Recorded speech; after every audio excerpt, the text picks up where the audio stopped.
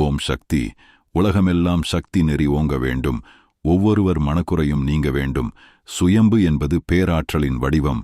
நீ பேசுவது, நினைப்பது, செய்வது எல்லாமே இங்கு பதிவாகிறது. யோகத்தில் ஒரு முக்கியமான செய்தியை சொல்லுகிறேன். அதை நிரூபணம் செய்பவர்கள் இப்போது குறைவு. இருந்தாலும் தெரிந்துகொள், உன் இந்திரியத்தின் கசடுகள் யாவும் ஞான வெப்பத்தால் நீங்க பெற்று அது ஆவியாகி மேலே சென்று லலாடத்தில் உருண்டை போன்று உருவமாகி ஓங்கார சக்தி கொண்டு சென்று நிற்கும். அது சொல்லொணா பிரகாசம் கொண்டிருக்கும்.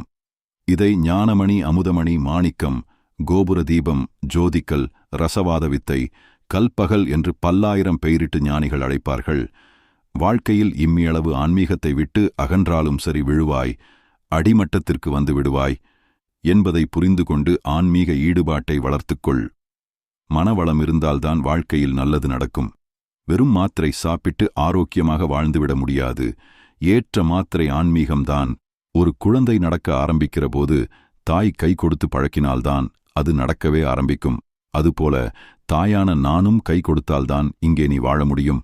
மனம் திருந்தி வாழாமல் எந்தக் கல்லை கும்பிட்டும் பயனில்லை. துன்பங்களை அனுபவித்து அனுபவித்து பழகிப் போய்விட்டது என்றெல்லாம் புலம்பி பயனில்லை. நேர்மையும் ஆன்மீகமும் தான் அவசியம்.